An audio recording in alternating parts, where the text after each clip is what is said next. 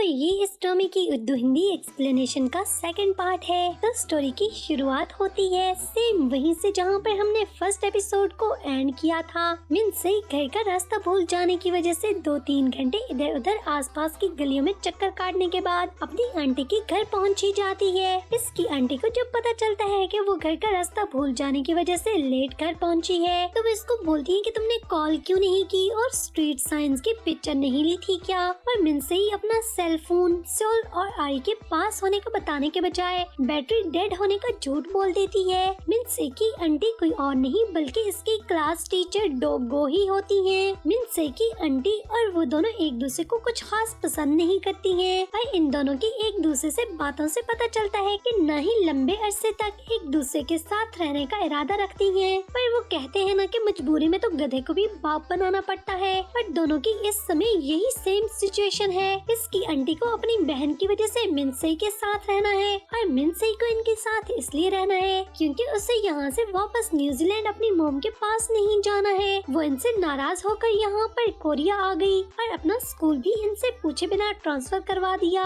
इसकी आंटी इसको इसकी मॉम को लेकर तो इसको परेशान होने का बताती है और ये कि अपनी मॉम को कॉल कर लेना। पर मिनसे को लगता है कि इसकी मॉम की वजह से इसके डैड ऐसे हुए हैं, कैसे हुए हैं इसका पता तो हमें आगे स्टोरी में चलेगा। तो तब तक के लिए थोड़ा सा इस बात के लिए वेट करेंगे। मिनसे और इसकी मॉम के बीच में कुछ और चीजों को लेकर भी मिसअंडरस्टैंडिंग्स होती हैं। दूसरी तरफ सेओलचन को भी रह रहकर सबकी इसको कही गई बातें परेशान कर रही होती हैं। फिर थोड़ी देर बाद वो आरी का मिनसे का इसे वापस किया गया सेल फोन निकाल कर देखने लगता है कि मिनसे ने जो इनकी पिक्चर ली थी इसको डिलीट कर दूं, मगर इससे वहाँ पर इनकी कोई पिक्चर नहीं मिलती है। वो सोचता है कि शायद कहीं उसने डिलीट तो नहीं कर दी। पर फिर देखते देखते तो इसको पता चलता है उसे वहाँ पर अपनी और आरी की पिक्चर के बजाय एक लिप्स की पोर्ट्रेट की पिक्चर गैलरी में दिखती है। तो उसको याद आ जाता है कि वो बोल रही थी कि उसने किसी के लिप्स की पिक्चर ली है, तो अच्छा ये थी। और हंसने लगता है कि अच्छा तो मतलब हमें गलतफहमी हो गई थी। फिर इसके सेल में अपने सॉन्ग सर्च करने लगता है पर वहाँ इसका एक भी सॉन्ग न देखकर तो इसको विश्वास नहीं आता है कि सचमुच में वो मेरी फैन नहीं है क्या, और कैसे हो सकता है।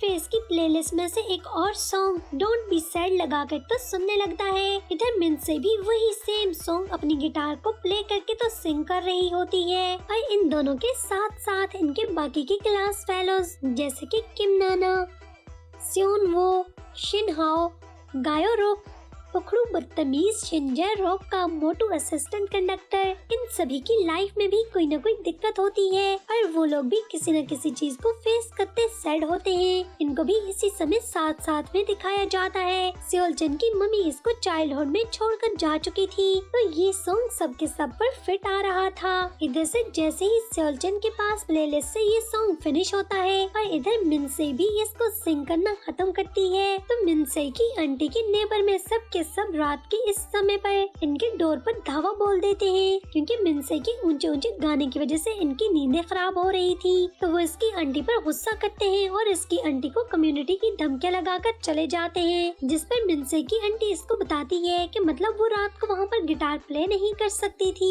इधर सेओलचन को मिनसे के सेल पर इसकी मोम की कॉल आती है जिनसे मिनसे ने काफी लंबे अरसे से बात नहीं की थी। वो इसकी खैरियत पूछने और इसके स्कूल के ट्रांसफर करने के बारे में पूछ रही थी और इसे अच्छे से अपनी आंटी की बातें मानने का बोल रही थी। पर सेओलचन को पता चलता है कि अच्छा तो वो इस कंट्री में नियो है। फिर मिनसे की मोम इसकी आवाज सुनना चाहती थी पर वो जो चुपके से इनकी सारी बातें सुनने जा रहा होता है फौरन से कॉल को कट कर देता है और बोलता है कि अच्छा तो इसकी लाइफ में भी मेरी तरह की कॉम्प्लिकेटेड चीजें हैं। तभी इसको हायम वहाँ पर बुलाने आता है। एजेंसी का मालिक इससे पूछता है कि फिर इस लड़की से हॉस्पिटल जाकर सॉरी करने के बारे में क्या सोचा है, पर इसकी ना पर इसको लगता है कि सेओलचन गुरूर की वजह से ये सब कुछ कर रहा है। तो वो इनको आगे से एक्सप्लेन करता है कि ये मेरा गुरूर नहीं बल्कि मेरी इज्जत नफ्स यानी कि जिसे सेल्फ एस्टीम कहते हैं। अगर इस साइको गर्ल से जाकर मैं घुटने टेक कर और माथा रगड़ कर माफी मांग के अपना कैरियर बचा भी लूँ तो मैं कभी भी दोबारा से सर उठाकर सिंगिंग नहीं कर पाऊंगा। जिस पर एजेंसी के ओनर को इसकी बात समझ में आ जाती है, पर इसके बजाय वो सेओलचन को फिर 3 माह स्कूल जाकर अच्छे बच्चे के जैसे बनने का बोलता है।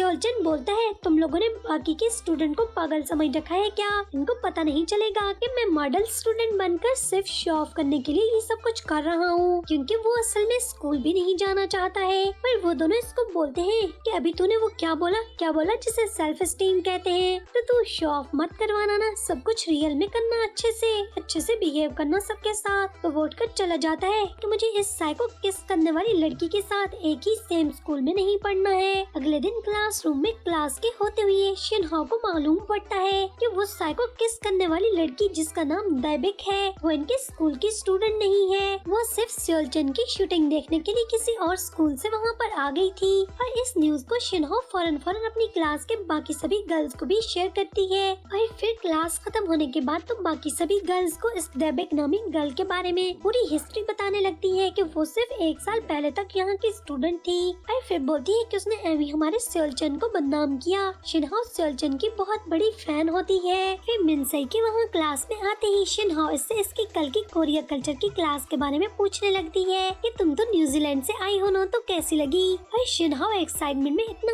ऊंचा बोल रही थी कि आवाज पूरी क्लास में जाती है। और फेस के 5 साल न्यूजीलैंड में रहने का सुनकर तो इनके पास ही बैठा शिनजे तो जल्दी से मिनसे के पास आकर चोई की जैसे सेम क्वेश्चन पूछने लगता है कि फिर तो तुम्हारी इंग्लिश स्पीकिंग बहुत कमाल होगी, हमारे सामने बोल कर दिखाओ। बल्कि हमारी टीचर की इंग्लिश प्रोनाउंसिएशन कुछ खास नहीं लगती, तो क्यों न मुझे ट्यूशन दे दो। पर इसको अपनी तरफ देखते पाकर बोलता है कि पैसे दे दूंगा पक्का। पर वो इसको बोलती है कि मुझे सिर्फ कोरियन आती है। जिसको सुनकर तो वो आगे से बोलता है कि वहाँ तो सब लोग इंग्लिश ही बोलते हैं। तो वो इसको अपने स्पॉट फेस के साथ बोलती है कि मैं सिर्फ अपनी शीप के साथ बातें करती थी अकेले घर में, एक शीप को पाल रखा था। शीप के बारे में तो जरूर जानते होगे ना। जिसे सुनकर तो पूरी क्लास हंसने लगती है। शिनजे को लगता है कि वो मजाक कर रही है और मेरी इंसल्ट कर रही है। पर वो इसको बोलती है कि तुम्हारा मेरा कोई मजाक है क्या, झूठ क्यों बोलूंगी, ये सच है। वो इसको भी कुछ बोलने ही लगता है कि इनकी क्लास का प्रेसिडेंट सियोन वो, जो कि शुरू से लेकर आखिर तक सब कुछ सुन रहा था,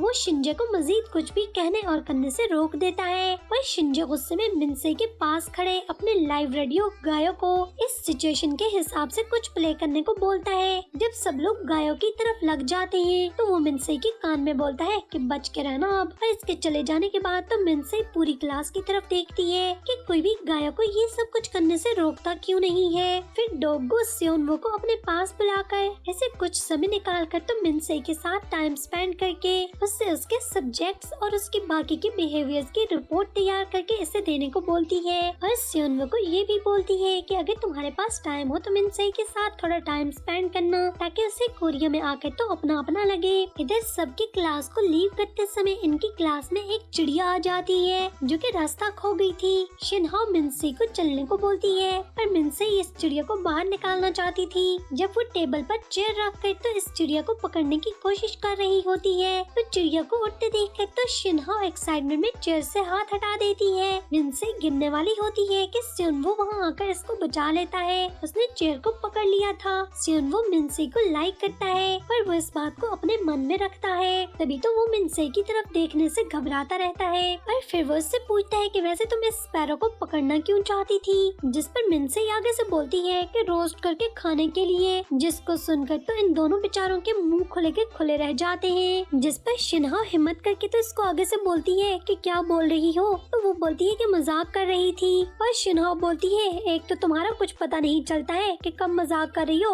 और कब सीरियस हो। मतलब मजाक करो तो लगता है कि सीरियस हो, और अगर सीरियस बात कर रही हो तो लगता है कि मजाक कर रही हो। वैसे तुम भी काफी फनी हो। सियोनवो जो कि मिनसे की तरफ अभी तक खड़ा हैरान देख रहा था, तभी इसको शिनजे और माजून ही घर चलने के लिए बुलाने के लिए आ जाते हैं। वो तीनों रास्ते पर चैरिटी प्रोग्राम में पार्टिसिपेट करने को लेकर बातें करते जा रहे होते हैं कि माजून ही की फर्स्ट टाइम मिनसे पर नजर पड़ती है, जिस पर शिनजे इसको बताता है कि ये न्यू ट्रांसफर स्टूडेंट है। दूसरी तरफ से आती शिनहो और मिनसे भी इन तीनों को सामने से गुजरते देख लेती हैं। फिर शिनहो शिनजाए रोक को देखकर तो बुरा सा मुंह बनाकर बोलती है कि इसको देखकर मेरा सारे का सारा मूड खराब हो जाता है। और फिर इसको बताती है कि माजून ही कंडक्टर है और सियोनवो एसोसिएट कंडक्टर है हम सब का। जिस पर मिनसे इससे पूछती है कि इसका क्या मतलब है, तो शिनहो बोलती है मतलब छोड़ो, इतना डीप मत सोचो, बस यूँ समझो कि इन तीनों की एक अलग ही दुनिया है। पर तुम्हारे लिए इतना जानना जरूरी है कि वो एग्जिस्ट करते हैं। बस ये सब के सब लोग रिच हैं और हमारी पहुंच से कहीं नहीं, बहुत दूर ऊपर की चीजें हैं, तो बस इन सब से दूर दूर ही रहना तुम। और फिर इसको बताती है कि एक सीक्रेट की बात बताती हूँ,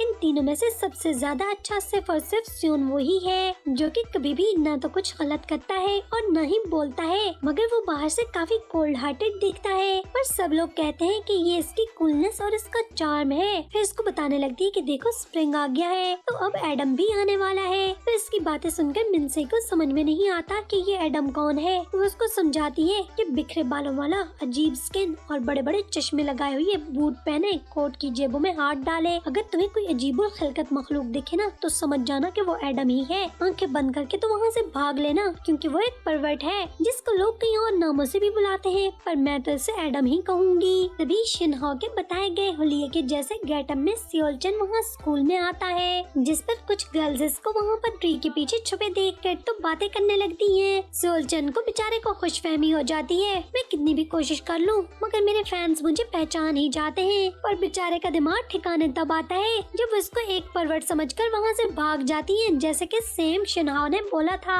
फिर अपनी जोर की बेइज्जती की बात तो छुप छुप कर मिनसे को दूर दूर से बुलाने लगता है, पर वो दोनों तो सुन ही नहीं पाती हैं, जिस पर वो इन दोनों के पीछे पीछे चलने लगता है। पर शिनहो को किसी भी तरह इससे अलग न होते देखकर तो सोचता है कि क्या ये इसकी आंटी की बेटी है और इसके साथ इसी घर में रहती है क्या। पर फिर खुद को इतना ज्यादा आगे दूर की जाते देखकर तो बोलता है कि अबे यार मेरे को क्या हो गया, मैं क्यों इतना ज्यादा इंटरेस्ट ले रहा हूँ, क्यों उसके बारे में इतना ज्यादा जानने पर लगा हूँ। पर फिर मजीद इन दोनों के पीछे न जाने का सोचता है कि हायोंग को भेजकर तो इसको सेल पकड़ा दूंगा। फिर तभी कॉल पर मिनसे की मोम की बात याद आने पर कि वो उससे बात करना चाहती थी। वो दोबारा से इसको फॉलो करने लगता है, पर जैसे ही शिनहो मिनसे से अलग होती है तो वो इसके पीछे जाकर इसको आवाज लगाकर रोकने लगता है। पर मिनसे इसको शिनहो का बताया हुआ वही एडम समझकर बचने के लिए दौड़े लगा देती है, और सियोलचन भी बहुत देर तक तो इसको रोकने के लिए आवाजें लगाता पीछे दौड़ता ही रहता है। फिर वो इसको बहुत सारी गलियों में से घुमाती सड़क पर ले आती है, जहाँ इन दोनों को गाड़ी में जाते स्योन वो देख लेता है। वो सियोलचन को पहचान नहीं पाता है और इसको लगता है कि वो कोई परवर्ट है और मिनसे के पीछे लगा हुआ है, मिनसे खतरे में है, तो वो भी इनके पीछे पीछे भागने लगता है। फिर आगे से गली के खत्म होने पर तो मिनसे जाकर रुक जाती है और सियोलचन उससे बात करना चाहता है, पर मिनसे के पीछे आते हुए सियोनवो की आवाज सुनकर तो वो चीखने लगती है। सियोलचन इसके मुंह पर हाथ रखकर तो चुप रहने को बोलता है और अपना चश्मा उतारकर इसको बोलता है कि मैं सियोलचन हूँ, नहीं पहचाना क्या। और वो सियोलचन को पहचान कर तो अभी चुप होती ही है कि सियोनवो वहाँ आकर सियोलचन को हिट कर देता है। पहले तो सियोलचन खुद को छुपाने लगता है, पर सियोनवो ने इसको पहचान लिया था।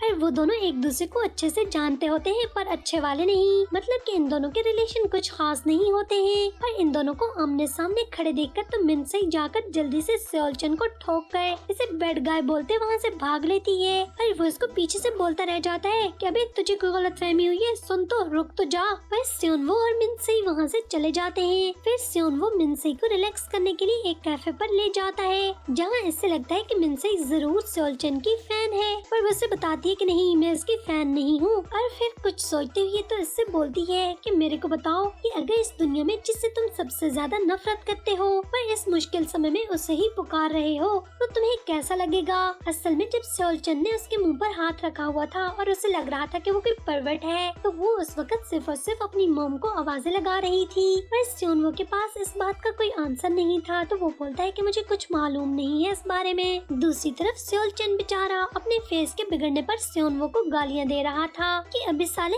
तुझे ठोकने के लिए मेरा सुंदर मुंदर थोबड़ा ही मिला था क्या, पूरी बॉडी में कहीं और मार जाता। पर फिर इसको याद आता है कि पेट में तो मिनसे ने ठोक कर सारी कसम निकाली है, तो चुप कर जाता है। अगले रोज पक्का घर से हायोंग के साथ हॉस्पिटल जाने का इरादा करके निकलता है। ये 3 माह स्कूल में बिताने से तो बेटर है कि एक ही बार जाकर उस साइको लड़की से सॉरी कर लेता हूँ। पर फिर हॉस्पिटल के बाहर जाकर वहाँ पहले से अपनी फैंस को देख कर तो फौरन से इसका दिमाग घूम जाता है। ऊपर से हायोंग इसको बोल रहा था कि वहाँ पर खड़ी सभी फैंस के हाथ को किस कर लेना, जिसे सुनकर तो वो जल्दी से अपने हाथ में पकड़े हुए बुके को नीचे फेंक देता है, जिस पर फिर हायोंग भी मजे ले लेकर तो उसको याद दिलाता है कि बच्चों या तो ये रास्ता या फिर इसके बदले में तुझे स्कूल जाना होगा। शिंजी क्लास की विंडो से बाहर से अंदर बैठी मिनसे को देख कर तो उसे टीज करने का प्लान बनाकर अंदर जाता है और इसके पास जाकर तो बोलता है कि अबे शेफर्ड गर्ल, अभी तक हमने तुम्हें प्रॉपर से वेलकम नहीं किया है। फिर पूरी क्लास इनको देखने लगती है। वो बोलता है कि रेडियो गाना गाएगा, इसके बदले में तुम चाहो तो सिंगिंग करना, डांस करके दिखा दो या कोई डायलॉग आते हैं तो वो सुना दो। पर मिनसे ये सुनकर तो इनकार कर देती है, जिस पर इसका मोटू असिस्टेंट गुस्सा निकालने लगता है। पर शिंजे इसको गुस्से से रोक देता है कि मैं खुद इससे निपटता हूँ, और इसको बोलता है कि सोच लो तुम नहीं करोगी। तो वो भी इसकी टोन में बोलती है कि बोल दिया कि नहीं करूँगी तो कुछ भी नहीं करूँगी। दूसरी तरफ सेओल-चन भी स्कूल पहुँच जाता है, और जब शिंजे मिनसे के पास खड़े इसको टीज कर रहा होता है। सेओल-चन क्लास के अंदर आते आते क्लास का माहौल गर्म देखकर तो डोर पर ही खड़ा हो जाता है। शिंजे मिनसे का इनकार सुनकर तो सीधा जाकर अपनी सीट पर बैठ जाता है और अपने लाइव रेडियो गायों की पनिश को डबल कर देता है कि एक सॉन्ग वो मिनसे के लिए वेलकम के लिए सिंग करेगा और दूसरा सॉन्ग मिनसे की तरफ से भी वही सिंग करेगा। इधर से मिनसे पूरी क्लास के साथ चुपके से सब देखती खामोश बैठी रहती है। फिर गायो शिंजे के बताए हुए सॉन्ग सिंग करने लगता है। इधर सेओल-चन बाहर खड़े तो सब कुछ गुस्से से अंदर देख रहा होता है। फिर गायो सॉन्ग सिंग करना शुरू करता है, जिस पर पूरी क्लास हंसने लगती है। इधर से शिंजे भी गायो की सिंगिंग का खूब मजाक उड़ाता है। पूरी क्लास में सिर्फ और सिर्फ सेओनवो, शिनहाओ और मिनसे को ये सब कुछ अच्छा नहीं लग रहा होता है। फिर जब काफी देर गुजर जाती है तो सेओनवो गायो को चुप करने को बोलता है। फिर वो जोर जोर से 2-3 बार इसको रुकने को बोलता है, पर वो रुकता ही नहीं है और गायो रोते हुए तो सॉन्ग सिंग करता ही करता रहता है। शिंजे भी फिर इसको रोते गाते देखकर तो रुकने को कहता है कि अबे रेडियो रुक जा, पर गायो रोते हुए गाते ही गाते चले जाता है। और उसको ऐसे रोते हुए गाते देखकर तो अचानक मिनसे इसके साथ ड्यूट सॉन्ग सिंग करने लगती है, जिसकी आवाज सुनकर तो पूरी क्लास हैरान होकर खामोश हो जाती है। शिंजे की आंखें भी फटी की फटी रह जाती हैं। फिर मिनसे और गायो मिलकर तो दोनों बहुत अच्छा सा सॉन्ग सिंग करते हैं। अरे वो पहले वाला तो गायो बिल्कुल लग ही नहीं रहा होता है। इधर जब शिंजे भी मिनसे को और गायो को इतने अच्छे से सॉन्ग सिंग करते देखता है, इधर साथ में इसको गुस्सा भी आ रहा होता है और वो काफी हैरान भी होता है। और फिर इन दोनों के सॉन्ग खत्म करने पर शिंजे को इस सारे समय में ये अपनी इंसल्ट लग रही होती है, और वो जैसे ही गुस्से से मिनसे